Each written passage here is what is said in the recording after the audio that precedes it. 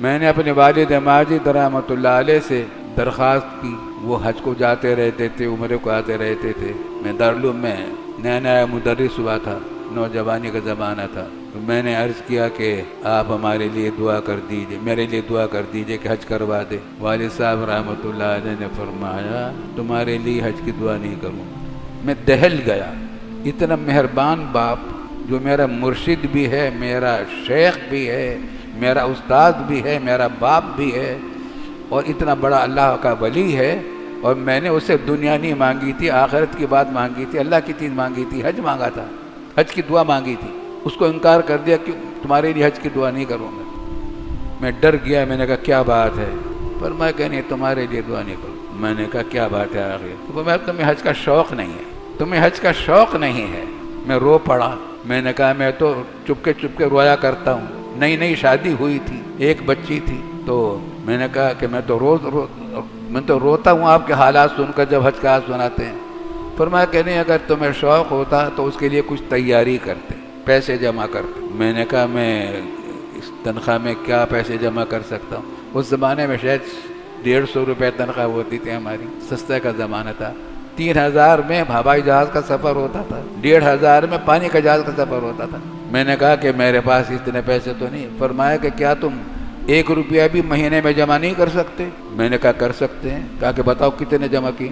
اگر شوق ہوتا تو تم جمع کرنے شروع کرتے، جتنا تمہارے بس میں وہ تو کام کرتے، باقی اللہ کے سبر کرتے۔ سبق دے دیا میرے باپ نے، مرشد نے، شیخ نے، استاد نے، کہ صرف خواہشات کرنے سے کام نہیں چلا کرتا، خواہشات کے ساتھ کام شروع کرو، ہمت سے اللہ کے بھروسے پر کام شروع کرو، مدد اللہ کی طرف سے آتے۔ اللہم ھذا الجہد وعلیک التکلان، محنت ہماری ہے، کوشش ہماری ہے، بھروسہ آپ پر ہے۔ چنانچہ ہم نے جمع کرنے شروع کیا، اور میں نے کہا ہم تو اس سے زیادہ جمع کر سکتے ہیں۔ سال بھر میں الحمدللہ کچھ پیسے جمع ہو گئے، مگر اتنے نہیں تھے کہ سفر کیا جا سکتا۔ اس زمانے میں والد صاحب جانے والے تھے، میں نے حساب لگا، میرا تجارتی کاروبار تھا چھوٹا سا، یہی اب جو بڑا کاروبار ہے ادارۃ المعارف، اس وقت بالکل چھوٹا سا کاروبار تھا، گھر ہی کے ایک کونے میں کمرے میں یہ کام تھا، میں اکیلا خود کرتا تھا۔ پرانی ہندوستان کی چھپی ہوئی کتابیں جو چھپی تھی ہمارے یہاں کے دارالارشاد کی، وہ اس کتاب میں کمرے میں رکھی ہوئی تھی، تو میں نے سوچا کہ اس کو اگر فروخت کر دوں تو پھر حج چلا جاؤں۔ میں نے حساب لگایا، حساب لگا کر پتہ چلا کہ ساری کتابیں اگر فروخت کر دوں تو 600 روپے مل جائیں، اور حج کا فرض ہے پانی کے جہاز سے 1500 اور ہوائی جہاز سے یہ۔ میں نے والد صاحب کو کہا کہ میں کتب خانہ بیچ کر دوں؟ کہا اس سے بہتر اور کیا ہے، کرو حج کرو۔ میں نے کہا مگر وہ تو پیسے پورے نہیں ہیں، کہ اس پر کوشش کرو۔ میں ہمارا ایک شاگرد تھا، پہلے دبئی میں کہیں ملازمت کرتا تھا، وہ یہاں آ گیا علم دین حاصل کرنے کے لیے، ڈرائیوری کرتا تھا، وہ میرا شاگرد تھا، کتابیں مجھ سے پڑھا کرتا تھا، اللہ تعالیٰ اس کی مغفرت کرے، درجات بلند فرمائے۔ اس کو پتہ چلا کہ میں حج کی تیاری میں لگا ہوا ہوں، دفاتر کے چکر کاٹ رہا تھا، اس نے پیغام بھیجا میرے پاس کہ استاد جی سے کہہ دیں کہ میرے پاس کافی رقم موجود ہے، جب تک میں مدرسے سے فارغ نہیں ہوتا تعلیم سے،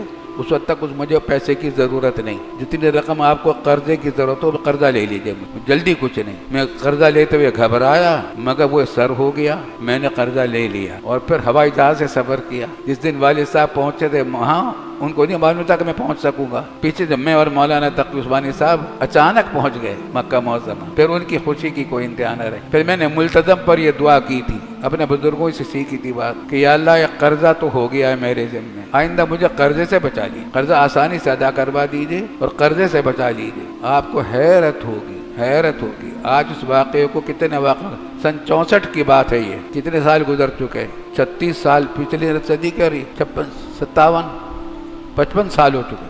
اس کے بعد سے آج تک میرے اوپر کوئی پیسہ قرض نہیں ہوا، کوئی قرض نہیں ہوا۔ ملتزم پر دعا مانگی، وہاں کی دعائیں، وہ قرضہ بھی اللہ تعالیٰ نے جلدی ادا کروا دیا، اور اس کے بعد پھر آج تک بڑے بڑے لوگوں پر قرضے ہوتے ہیں، مجھ پر ایک پیسہ کا بھی قرض نہیں ہے اللہ کے فضل و کرم سے۔ تو بھائی یہ سبق ہیں، جو قصہ میں نے سنایا آپ کو کہ والد صاحب نے دعا کرنے سے انکار کر دیا تھا، یہ قصہ میں سنا دیا کرتا ہوں ہر سال، اور چنانچہ میرے دوست احباب کئی ایسے ہیں جنہوں نے الحمدللہ حج فرض اسی طریقے سے ادا کیا ہے، سال بھر تیاری کی اور اس کے بعد اللہ تعالیٰ نے حج کرا دیا۔ آدمی جب کوشش کرتا ہے تو پھر مدد آتی ہے، پہلے سے اندازہ نہیں ہوتا کہ مدد کیسے آئے گی، پھر آ جاتی ہے مدد، بھیج دیتے ہیں اللہ تعالیٰ۔ اللہ تعالیٰ اس کی توفیق عطا فرمائے، ہم سب کو حج کی نعمتوں سے برکتوں سے مالا مال فرمائے۔